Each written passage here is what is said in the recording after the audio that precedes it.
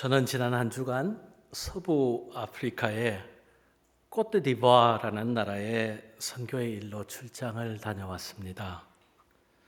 알버트 슈바이처 목사님을 가봉에 파송했던 파리 선교회의 총회가 코트디부아르의 자크빌이라는 해안가의 마을에서 있었습니다. 인터넷도 터지지 않고 모기는 또 얼마나 그렇게 많은지요. 또 말라리아 약을 먹었더니 위장은 또 업셋이 되었습니다.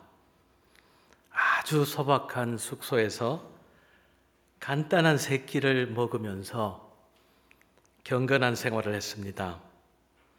그러나 아프리카의 선교 책임자들과 아주 치열하게 선교 신학과 전략에 대한 논의를 하고 오니 배가 많이 부른 느낌입니다.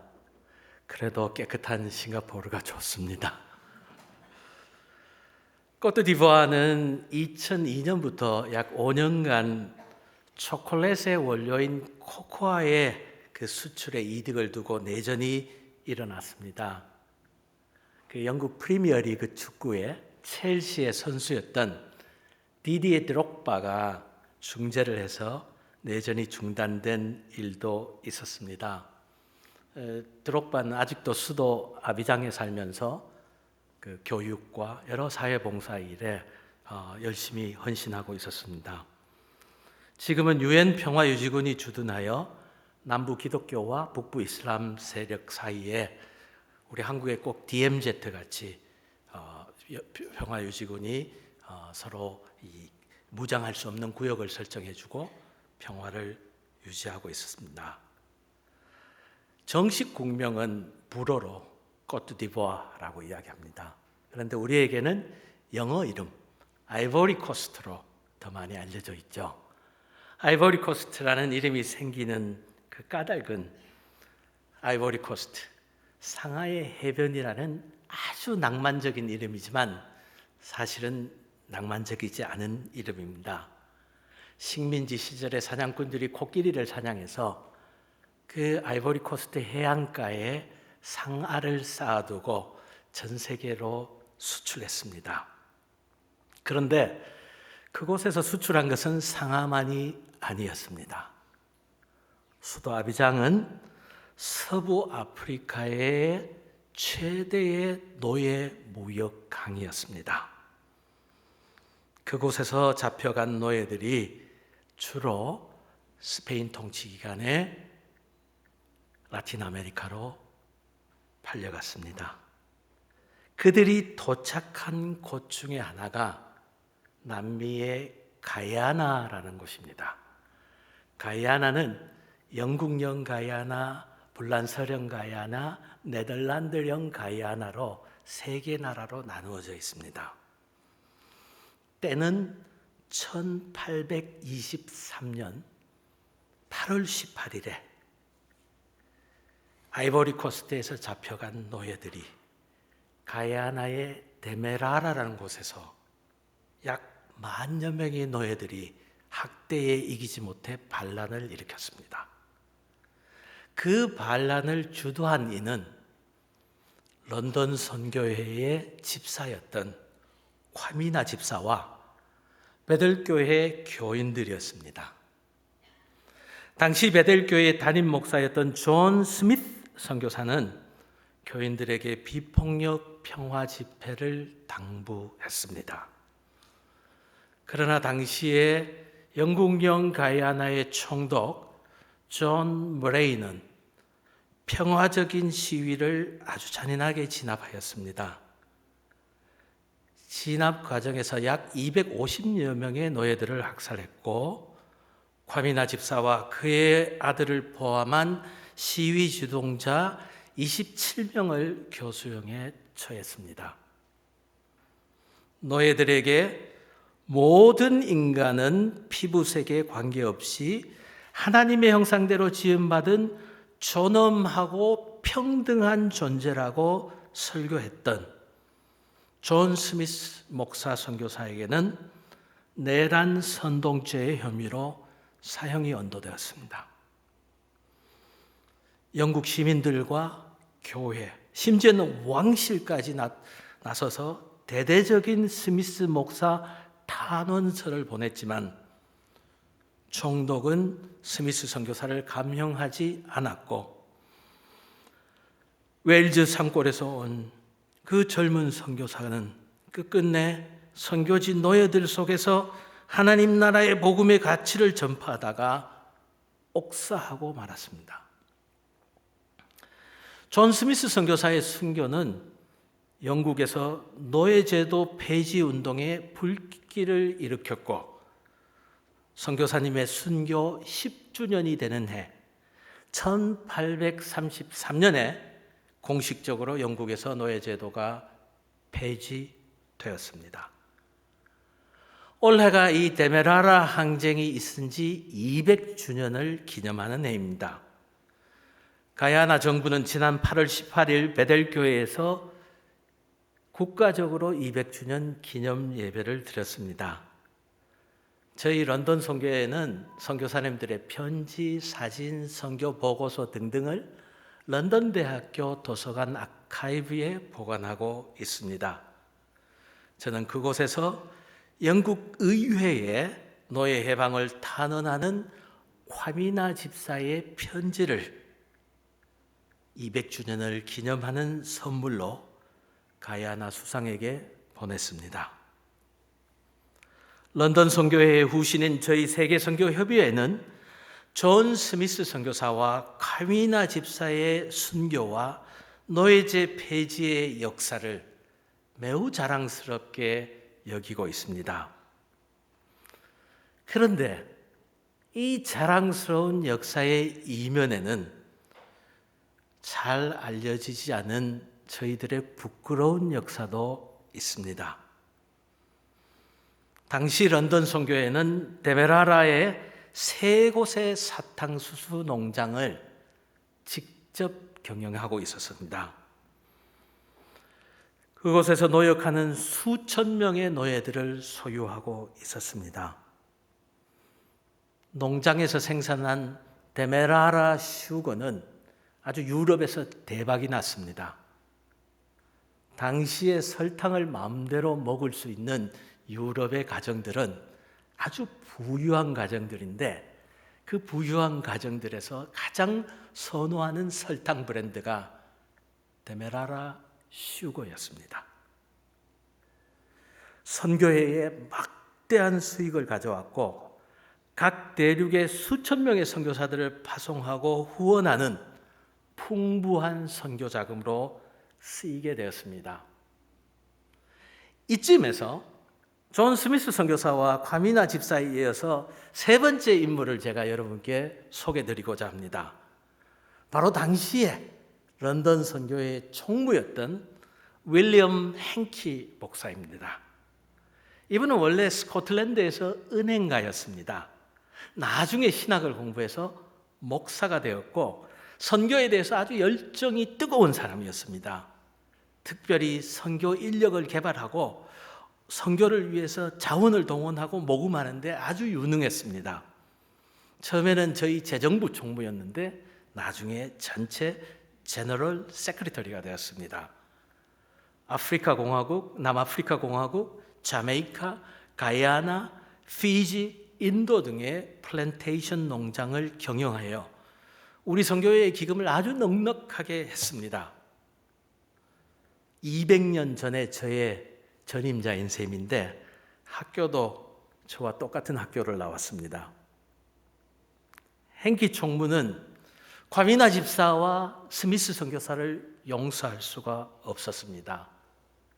땅끝까지 복음을 전하고 미개한 미전도 종족들에게 그리스도를 아는 지식과 문명을 전수하기 위해 세워진 선교 농장들을 파괴하는 불순한 노예 폐지론자들이 있기 때문입니다.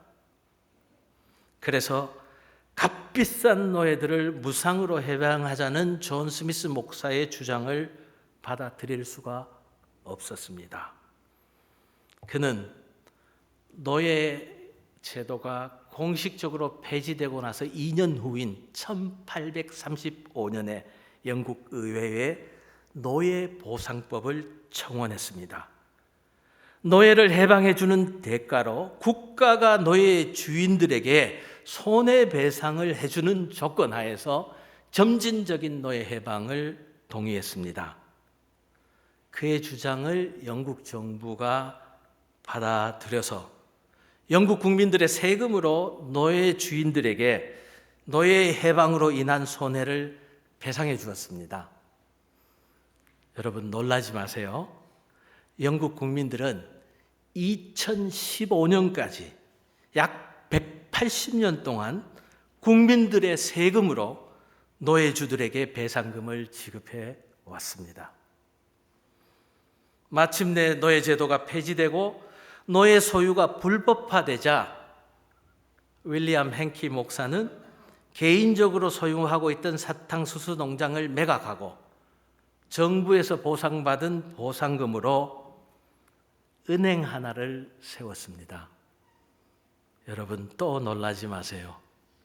그 은행이 바로 세계 최대 은행 중에 하나인 바클레이 은행입니다. 일평생 그는 런던 선교회와 세계 선교를 지원하였고 귀족 자기를 얻어 아주 부유하고 명예로운 안락한 삶을 살았습니다. 과연 제가 몸담고 있는 저희 선교회는 이 세 명을 역사 속에서 어떻게 기록했을까요? 런던 선교회 초기에는 막대한 선교 기금을 후원한 행키 목사의 뛰어난 경영에 대해서 그의 헌신에 대해서 아주 찬란하게 기록하고 있습니다. 그러나 노예제도가 폐지되고 나서는 그의 이름은 선교회의 부끄러운 이름이 되었고 존 스미스 선교사의 영웅적인 순교가 집중 조명되었습니다. 영화 아웃 오브 아프리카나 쉰들러 리스트의 주인공처럼 존 스미스 선교사는 백인들의 양심적인 지성의 표본이 되었고 우리 선교회의 바람직한 모델이 되었고 유럽에서 메시아 신드롬을 낳았습니다. 반면 흑인 노예 출신 과미나 집사는 저희 공식적인 역사의 어느 곳에서도 기록되어 있지 않습니다. 교우 여러분, 오늘 우리가 봉독한 본문의 말씀에도 세 명의 인물이 등장하고 있습니다. 노예 오네시모와 그에게 복음을 전한 바울, 선교사 바울, 그리고 노예 주인 빌레몬입니다. 오네시모는 주인인 빌레몬의 재산을 훔쳐서 탈출한 노예였습니다. 절도 혐의로 체포되었고 사형당할 운명이었습니다. 그런데 로마 감옥에 수감되어 있던 중 사도 바울을 만나 복음을 받아들이고 기독교로 개종한 후 바울의 집사로서 그의 선교 사역을 가장 근거리에서 보좌했습니다. 그래서 바울은 오네시모를 더 이상 노예로 대하지 않았고 복음 안에서 한 형제로 받아들였습니다. 오네시모의 이름이 뜻하는 바대로 아주 쓸모있고 유능한 사람이라고 인재라고 평가했습니다. 그러나 바울에는 주인인 빌레몬의 동의 없이 오네시모의 노예 신분을 해방시킬 수 있는 권한이 없었습니다. 그래서 빌레몬에게 오네시모의 처지를 변호하고 두 사람 간의 관계를 회복하기 위해서 간절하게 편지를 한 통 써서 오네시모 편에 빌레몬에게 보냈습니다. 바울은 빌레몬에게 오네시모를 주인의 물건을 훔쳐서 도망간 범죄자로 여기지 말고 그리스도 안에서 사랑받는 한 형제로 맞이해 줄 것을 간곡히 부탁하고 있습니다. 1장 10절을 보면요, 바울은 오네시모를 감옥에서 낳은 내 아들이라고 표현하고 있습니다. 자신의 선교 동역자로 활동하기 위해서 그를 용서하고 노예 신분을 해방시켜 줄 것을 빌레몬에게 간곡히 당부하고 있습니다. 이러한 바울의 부탁을 골로새 교회의 장로인 빌레몬이 들어주었습니다. 자신의 재산을 훔쳐 달아났던 노예를 용서해주고 복음을 위해 해방시켜주는 빌레몬의 믿음도 참 대단합니다. 그렇죠? 마침내 오네시모는 자유로운 몸이 되었고 바울의 선교 동역자가 되어 복음 전파의 사명을 충성스럽게 감당했습니다. 오네시모가 노예로부터 해방되어서 그 이후에 어떤 삶을 살았는지 성경 말씀에는 기록되어 있지 않아요. 그런데 우리 초대교회의 교회사, 교회의 역사, 특별히 동방정교회의 교회사를 보면 아주 놀라운 사실이 기록되어 있습니다. 오네시모는 디모데의 뒤를 이어서 주후 54년에 바울이 세운 가장 부유한 교회 중에 하나인 에베소 교회, 오늘의 강남의 소망교회 같은 교회인데요. 그 교회의 두 번째 2대 주교가 되었습니다. 바울은 에베소 교회의 초대 주교로 자신이 믿음 안에서 낳은 영적 아들인 디모데를 세웠고 그 후임으로 감옥에서 낳은 아들 오네시모를 2대 주교로 세웠던 것입니다. 오네시모는 목회와 선교에 진력을 다하였고 특별히 노예들을 위한 선교와 해방을 위해 애쓰다가 주 68년 네로의 박해 시기에 태형을 당해서 매를 맞아 순교하였습니다. 오네시모는 역사상 최초로 노예 출신으로 성자, 세인츠의 반열에 오르게 되었습니다. 사도 바울은 사실은 오네시모에게만 특혜를 베푼 것이 아닙니다. 바울 선교의 가장 기본이 되는 토대 세 가지가 이방 선교, 노예 해방, 여성 인권이었습니다. 노예들에게, 여성들에게, 이방인들에게 바울은 다음과 같은 복음의 진수를 들려주었습니다. 갈라디아서 3장 28절입니다. 너희는 유대인이나 헬라인이나 종이나 자유인이나 남자나 여자나 다 예수 그리스도 안에서 하나이니라. 여러분, 얼마나 위대한 복음의 선포입니까? 로마 사회에서는 여성에 대한 차별이 심했습니다. 물론 일부 다처제 사회였어요. 바울은 초대교회 역사 첫날부터 한 남자와 한 여자가 결혼해야 된다. 초대교회의 룰로 세웠습니다.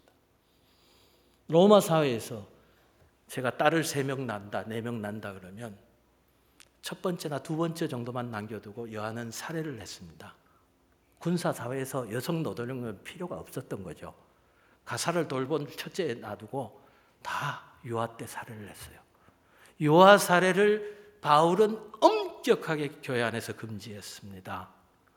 과부가 된다는 것, 과부는 남편의 재산에 대해서 상속권이 없었습니다. 모든 것을 잃어버리고 대부분의 과부들이 몸을 파는 여성이 되었습니다. 그 과부들을 교회로 초청해서 직분을 주고 잡을 주고 복음 전파의 핵심 일꾼으로 사용한 것이 바울이었습니다. 바울은 이미 사도행전 13장 1절에서 안디옥 교회가 5명의 최고 지도자를 세울 때부터 노예 출신 시몬을 안디옥 교회의 장로로 세웠습니다. 그리고 빌레몬서에 이르러 노예 출신 오네시모를 교회의 최고 지도자인 주교로 임명했습니다. 여러분 한번 상상해 보세요. 여러분이 당시에 여성이었고 여러분이 당시에 노예 출신이었다면 이 복음의 진수에 세상이 감당할 수 없는 이 엄청난 소식에 어떻게 응답했겠습니까?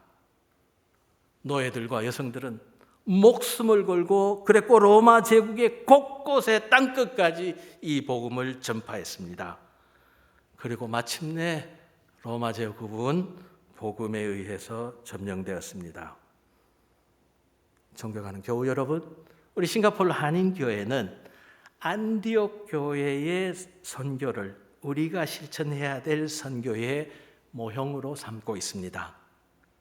과연 저를 포함하여 오늘 우리에게 안디옥 교회나 에베소 교회 같이 세상이 감당할 수 없는 복음의 능력을 우리가 가지고 있습니까? 로마서에서 내가 복음을 부끄러워하지 아니하노니 라고 고백했던 바울처럼 과연 우리는 복음을 자랑스럽게 생각하고 있습니까? 혹시 거센 세속화의 물결 속에서 우리의 복음이 주눅들고 어디 가서 기독교인이라고 말하는 것이 부끄럽지는 않으십니까? 교우 여러분, 선교가 무엇입니까? 선교는 하나님이 창조하신 생명을 살리고 구원하는 일입니다. 하나님의 형상대로 지으심을 받은 생명들의 존엄성을 회복하는 것입니다. 아울러 모든 생명을 파괴하는 악한 세력에 저항하고 변혁하는 것이 선교입니다. 그렇다면 우리가 이 복음을 부끄러워해야 할 이유가 전혀 없습니다. 오히려 이 복음을 자랑스러워하고 땅끝까지 이 생명의 복음을 증거해야 합니다. 이러한 생명을 살리고 보호하는 법을 규정한 것이 구약 성경의 레위기 25장의 희년법입니다. 그 희년법의 가장 중심부에 우리의 하나님이 이렇게 말씀하고 있어요. 그들은 내가 애굽 땅에서 인도해낸 내 종들이니 다시는 종으로 팔지 말 것이라. 벌써 기원전 몇천 년 전에 이 복음의 가치로 노예 제도에 반대한 본문이에요. 그런데 이스라엘이 이걸 실천했을까요? 역사 속에서 이러한 희년의 비전은 이스라엘 공동체에 의해 단 한 번도 실천되지 못했습니다. 우리와 같이 연약한 존재들이었죠. 그래서 하나님 자신은 자신이 직접 선교사가 되어 이 땅으로 오셨습니다. 우리와 똑같은 모습과 신분으로 생명을 살리는 선교의 본을 보여주셨습니다. 아니, 우리보다도 더 낮아져서 종의 형체를 취하시고 우리의 발을 씻기는 섬김의 종의 모습으로 우리에게 오셨습니다. 십자가에서 마지막 피 한 방울까지 우리를 위해 내어주시며 우리의 죄를 대신 감당하셨습니다. 그 어린 양, 속죄양의 모습이 우리가 본받아야 할 선교의 원형입니다. 그런데 이러한 그리스도의 선교의 길을 배반하고 오늘날의 한국 교회는 윌리엄 행키의 선교 방식처럼 돈으로 선교하고 선교지를 업신여기며 군림하고 선교지 전통과 문화에 무지하고 교회의 숫자로 성공을 셈하는 선교 방식에 익숙해져 있습니다. 최고급 호텔에서 비싼 음식을 즐기며 선교 여행을 떠나고 갈 곳 없는 사고친 목사들을 선교사로 파송하고 선교가 교회 성장을 위한 장식으로 전락할 때 교회는 영적으로 타락하고 있습니다. 교회의 신학적인 정의 가운데 하나는 교회는 하나님 나라를 미리 맛보는 것, The foretaste of kingdom of God 입니다. 세상에 서럽고 외롭고 지치고 가난하고 차별받고 아픈 지체들을 위해 하나님의 잔치를 배설하고 그들이 공동체를 이루며 다시 일어서게 하는 선교, 그 공동체, 그것이 바로 교회의 정의인 것입니다. 그런데 오늘날 한국교회는 교회가 세상을 밝게 하는 빛, 교회가 세상을 썩지 않게 하는 소금이 아니라 오히려 세상의 근심거리로 전락하고 말았습니다. 오히려 세상이 교회를 썩지 않게 하는 소금의 역할을 감당하는 형국입니다. 교우 여러분, 우리는 교회를 참된 교회되게 하는 가르침을 오늘 빌레몬서의 말씀에서 발견해야 됩니다. 모두 쓸모없는 자, 모두 노예로, 모두 범죄자로 낙인 찍혔던 한 사람을 그 중심을 발견하고 쓸모 있는 자로 새롭게 세우고 나아가 그를 초대교회의 주교로 위대한 복음의 일꾼으로 길러낸 사도 바울의 리더십을 보아야 합니다. 우리가 싱가포르 한인교회로 이렇게 모여 있지만 한국 교회에 비하면 조그만 교회지요.